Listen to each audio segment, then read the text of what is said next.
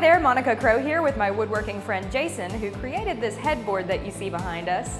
Today he's going to tell us a little bit about how he did that, and we're going to show you how to transform something like this into a headboard covered in fabric fit for a king or queen.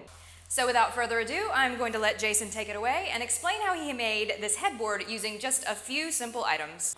We've used 3 pieces of what's called whitewood, available at your hardware store. We joined it up using a dowling kit, which is basically these little biscuits that you drill into the side of the wood.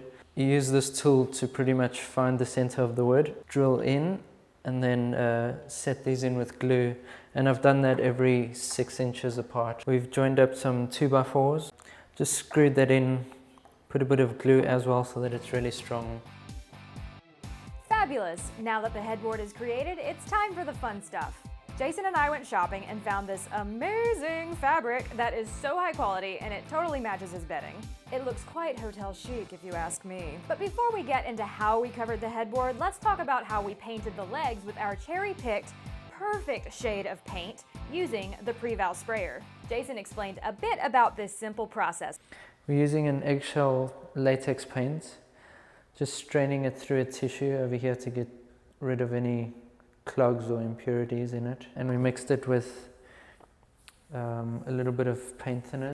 That's right, Jason. After straining that paint into the Pre-Val sprayer jar, we capped, shook it, attached the aerosol can, and went to town spraying those headboard legs. When they dried, Jason used a pen to trace an oversized piece of foam that he then cut to size. Using a staple gun, he secured the top of the foam to the headboard at all 4 corners and finally stapled the edges for a snug fit. To give the headboard that soft, cushy look, Jason then laid a layer of batting over the foam and trimmed it, leaving an extra inch at the edges for stapling in place.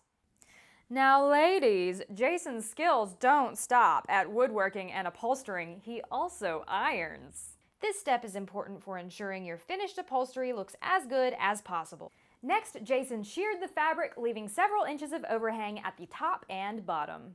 He then stapled the fabric evenly across the top, flipped the headboard over, and stapled it to the bottom. For a snug fit, Jason cut the fabric at a 45-degree angle on either side of the headboard legs.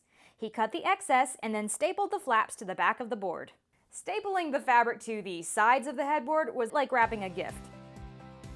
Well, Jason, I am so excited about how this turned out. I think it looks amazing. How do you feel about your new headboard? Monica, I think it turned out really well.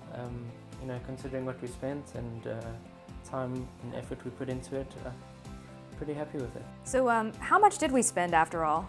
In the end, call it $80. Well folks, that's it for this episode of Sprayed and Upgraded. I hope you enjoyed it. If you liked it, please like it and also subscribe to our channel.